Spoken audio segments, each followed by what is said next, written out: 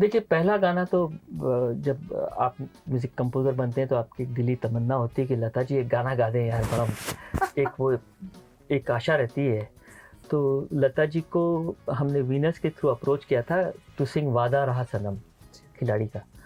तो उनको पता नहीं था कि कौन लड़कियां, और लता जी गाती नहीं थी इतना, हम बहुत रिस्ट्रिक्टेड काम करती थी, तो उन्होंने ना बोल दिया था। हालांकि लता जी को हम हमारे बचपन से जानते हैं, मगर वो कनेक्ट नहीं कर पाई थी इस वक्त, क्योंकि बाद में उन्होंने बहुत सारे गाने गाए हमारे। इनफैक्ट लास्ट डेकेड में लता जी ने सबसे ज़्यादा जो गाने गाए हैं वो जतिन ललित के गाने गाए हैं।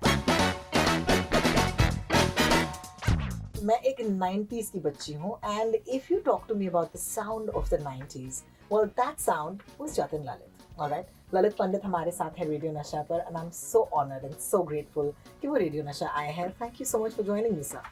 Thank you for having me here today, Rohini. Thank you so much. And I see that आज आप अकेले नहीं आए हैं. You're always with a partner, but today you have a very good-looking partner with you. तो ये partner जो है मीना जी, इनके बारे में बताइए. Meena has been my life partner since याद करेंगे almost 30 years now. So that's how it's been. और बहुत ही अच्छी पार्टनर रही हैं ये, और हम लोग दोनों जो हैं एक 3 बच्चे हैं हमारे, मगर हम लोग दोस्त जैसा रहते हैं साथ में। उस दौर के बारे में पहले बात करते हैं. आज के दौर में ऐसा म्यूजिक नहीं मिलता. What was the magic of the 90s, Lalit ji, मुझे बताइए. मुझे लगता है जो 90s में म्यूज़िक हमने किया है जतिन और मैंने साथ में, ये वो म्यूज़िक रहा है जो दिलों को छूता था, और वो म्यूज़िक रहा है जो बहुत दिल से निकला था और बहुत पैशनेटली काम किया था. हमने कभी ऐसा इसलिए काम नहीं किया था कि हमको बहुत सारे पैसे कमाने हैं. इनफैक्ट एक वक्त आया था जब हम लोगों को लगता था कि हम कैसे करें इतना काम, क्योंकि लगातार पिक्चरें हिट आ रही थी, और लगातार पूरी की पूरी एल्बम्स जो थी वो बहुत ही मैसिव हिट होती थी. तो नेचुरली है कि ये इंडस्ट्री का दौर ही कुछ ऐसा होता है कि फिर बहुत सारी पिक्चरें आ जाती है आपके पास. तो हमने सोचा कि हम क्या करें, हम इतनी पिक्चरें कर लें. फिर हमने सोचा कि अगर हम इतनी पिक्चरें करेंगे तो हम जस्टिफाई नहीं कर पाएंगे अपने म्यूज़िक को. क्वालिटी जो है वो कॉम्प्रोमाइज हो सकता है. क्योंकि हम लोग वो संगीतकार रहे हैं जो एक एल्बम में एक गाना या 2 गाने मैक्सिमम अच्छे हो नहीं करना चाहते थे. पूरे एक एल्बम का एक स्टैंडर्ड अच्छा हो, आप जब गाना आप सुनते सुनते निकलें तो सारे गाने में ही मज़ा आए, उस टाइप का हम लोगों को पसंद था काम करना. तो हमने डिसाइड किया कि हम अपना काम जो है लिमिटेड करेंगे. और एक ये भी बात थी कि हम सारी एक्टर्स के जो बड़े बड़े एक्टर्स थे उनकी होम प्रोडक्शन कर रहे थे. बड़े बड़े डायरेक्टर करण जौहर, संजय लीला बंसाली, आदित्य चोपड़ा साहब, इनकी पिक्चरें कर रहे थे. और उनकी पिक्चरों में आपको वक्त देना पड़ता है. एक पिक्चर में कम से कम 3 से 4 महीने लग जाते हैं. तो जाहिर सी बात है आप इस हिसाब से तो फिर बहुत सारी पिक्चरें नहीं कर सकते. देखिए इस इंडस्ट्री में काम भी आपको तभी मिलता है जब आपका काम बोलता है, वरना यहाँ कोई किसी का भाई बंधु नहीं होता. ये बात भी हमारे दिमाग में थी, और हमको हमारी बड़ी सिस्टर सुलक्षणा की गाइडेंस थी. तो वो भी बहुत समझाती थी कि इसको ऐसे करो, इसको ऐसे चलना है, इसमें करना है. ये सब चीज़ों का ही एक इम्पैक्ट है कि जैसे आपने इतने प्यार से इस म्यूज़िक को याद किया, ये मुझे बहुत सुनने को मिलता है. और सुनने से जो खुशी मिलती है वो मैं आपको बयान नहीं कर सकता कि लोगों को इतना अप्रिसिएशन है इस म्यूज़िक का. और it has actually lasted decades, generations. So I remember 91, you had an album out at that point called यारा दिलदारा. जी बिल्कुल. और मुझे ये इतना याद है क्योंकि आज तक वो जो गाने हैं हम सुनाते हैं अपने रेडियो शो पर. And I remember how बिन तेरे सनम was an anthem when it first released. जी बिल्कुल. और फिर उस गाने को एक नया एक लाइफ मिला जब डीजे सुकेतु ने उसे रीमिक्स करके में दिया. बिल्कुल. Did you expect that song and that album to be your breakthrough? To tell you the truth, I did. Because ये जब गाना ही रिकॉर्ड हुआ था और उसको मजू साहब ने इतना खूबसूरती से लिख दिया था इसको, और इसके जो साउंड में एक फ्रेशनेस थी, और जिस दौर में ये रिलीज़ हुआ है उस दौर के साउंड में और इस साउंड में बहुत डिफरेंस था. तो ये एक स्पेशलिटी रही है कि मैं खुद अपने गाने अरेंज करता हूँ म्यूज़िक, और वो जो कलर आया था वो एक फिल्म के म्यूज़िक से एक मुख्तलिफ चीज़ थी. तो वो सुनने में, वो फ्रेशनेस में, इस गाने में और दूसरा भी गाना बहुत ही खूबसूरत है, तुम ही हमारी मंजिल हो माय लव। ये दो जो गाने हैं मेरी ज़िंदगी के पहली कंपोजिशंस हैं। Yes. और मैं इस ज़माने में कॉलेज में पढ़ाई करता था, सेकेंड ईयर स्टूडेंट था, और ये गाने उस टाइम मैंने बनाए हुए हैं। और उसी दौरान मुझे मीना भी मिली थी, मेरी वाइफ। ओहो, तो एक वो सब वो समा ही अलग वो था। समा ही अलग था। और वो एक कंपोज़र की भी एक उड़ान होती है, और एक Touch wood, yeah. मेंटल एक हेल्थ होती है जब आपसे ये सब चीज़ें बन जाती है। बट एक कहानी आपने मुझे सुनाई थी ऑफ द फर्स्ट टाइम, मुझे याद है, you had approached Lata ji for a song. जी Okay. जी। क्या आपको वो कहानी याद है? कौन सा पहला गाना था जो आपने लता जी के साथ किया? देखिए, पहला गाना तो जब आप म्यूज़िक कंपोज़र बनते हैं तो आपकी दिली तमन्ना होती है कि लता जी एक गाना गा दें यार, बड़ा एक आशा रहती है। तो लता जी को हमने वीनस के थ्रू अप्रोच किया था टू सिंग वादा रहा सनम, खिलाड़ी का। तो उनको पता नहीं था कि कौन लड़कियां, और लता जी गाती नहीं थी इतना, हम बहुत रिस्ट्रिक्टेड काम करती थी, तो उन्होंने ना बोल दिया था। हालांकि लता जी को हम हमारे बचपन से जानते हैं, मगर वो कनेक्ट नहीं कर पाई थी इस वक्त, क्योंकि बाद में उन्होंने बहुत सारे गाने गाए हमारे। इनफैक्ट लास्ट डेकेड में लता जी ने सबसे ज़्यादा जो गाने गाए हैं वो जतिन ललित के गाने गाए हैं। I remember that beautiful story you told me about Didi Ajay. Ji You ji know, and that you went to her. Hmm. And Yash ji ने उन्हें फोन किया तो कहा था कि हाँ। धुन बहुत अच्छी है, लड़के बहुत अच्छे हैं, ऐसा हुआ था ना? जी हाँ, ऐसा हो गया था कि यश जी के घर पे फाइनल सिटिंग होती थी, उनको पूरा म्यूज़िक का नरेट करते थे और गाना का ऑर्डर पूरा फाइनलाइज होता था। तो यश जी ने सेशन के बाद लता जी को फ़ोन किया और उन्होंने कहा कि आदि फिल्म शुरू कर रहा है, उनकी बात हो चुकी थी और दीदी को गाना गाना है, तो ये कब रखें, यश जी उनसे पूछ रहे थे। तो लता जी ने उनसे पूछा कि म्यूज़िक कौन कर रहा है, तो उन्होंने कहा ये दो लड़के हैं जतिन ललित, बड़ा अच्छा काम कर रहे हैं। तो उन्होंने बोला हाँ मैं जानती हूँ, बहुत अच्छा काम कर रहे हैं। उन्होंने पहला नशा वगैरह सब सुन लिया होगा और अच्छे लगे होंगे गाने। तो उन्होंने कहा ज़रा ललित को फ़ोन दीजिए, गाना सुनाए मुझे कौन सा है। तो यश जी ने फ़ोन बढ़ाया और बोला कि दीदी बात करना चाहती हैं। तो मैं घबरा गया, मैं बोला फ़ोन में, तो मैंने नमस्ते किया, फ़ोन ले लिया। उन्होंने बोला बात करो, कुछ नहीं।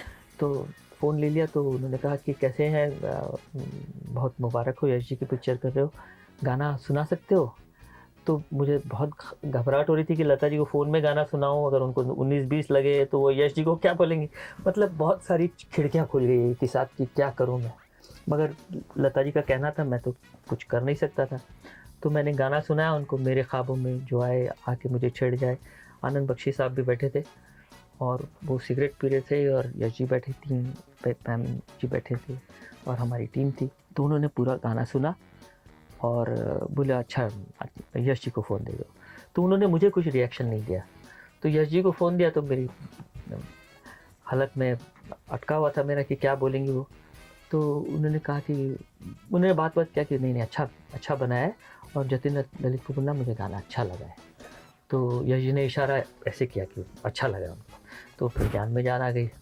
और उसके बाद तो वो पहला गाना दीदी ने गाया हमारा, और उसके बाद उनको भी लगने लगा कि ये एक अच्छा काम हो रहा है और इसको अच्छे से करना चाहिए। और आदि की फर्स्ट फिल्म थी, यश जी के बहुत अच्छे रिलेशन हैं लता जी के साथ। तो वो सब एक बाद, अच्छे लोगों का जुड़ना और हमारा उसमें शामिल हो जाना, ये हमारी किस्मत थी। क्योंकि आनंद बख्शी साहब जैसा राइटर, लता जी हर एल्बम गाएँ, पूरा एल्बम गाएँ, बहुत रेयर था। तो एक दिल में एक ऐसी बात आ गई थी कि इसमें ऐसा एक मौका मिला कि ऐसा काम कर देना चाहिए कि लोग बोले कि अच्छा काम किया है। यस बॉस के 25 साल पूरे हुए, आपको पता है? हाँ, मुझे पता है, बिल्कुल। कमाल है, 25 साल हो गए यस बॉस को, और बहुत ही कमाल म्यूज़िक था यस बॉस का, और बहुत अच्छा सिंगरों ने गाया और लिखा बहुत था। One of my favourite songs yes boss is the piano song चांद तारे। It's a very different kind of a song, very unusual song. और जावेद साहब ने जो लिखा था उस वक्त पर, उस दौर में, कमाल लिखा था पूरी पिक्चर। इट्स अमेजिंग बिकॉज़ कहीं ना कहीं वो शाहरुख की किस्मत ही लिख दी उन्होंने। बहुत ही कमाल लिखा था, बिल्कुल सही बात बोल रही हो। और पिक्चराइज भी शाहरुख के घर के बाहर ही हुआ था। इमेजिन, जी it is such an iconic song, क्योंकि एक्चुअली उस दौर में शाहरुख खान, दिस 90s, हाँ I was in school. मुझे याद है 97 was Shahrukh year because he had Yes Boss, he had Dil To Pagal Hai, and he had about 2 more releases. But musically, I think Shahrukh Khan के लिए आपने जो किया था उस दौर में, when he meets you, have you met him recently in the last couple of years? क्या बोलते हैं आपको? कितनी मोहब्बत है शाहरुख खान को जतिन ललित से होनी चाहिए?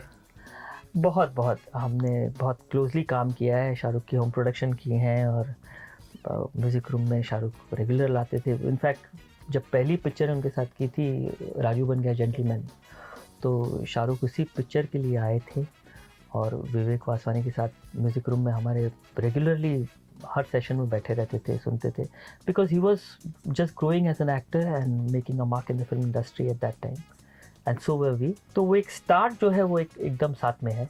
और फिर बहुत ही जैसे एक ज़माने में आपको मैं याद दिलाऊं, शंकर जयकिशन, शैलेंद्र और राज कपूर और मुकेश की एक टीम बनी थी जिन्होंने बहुत अच्छा बहुत साल काम किया।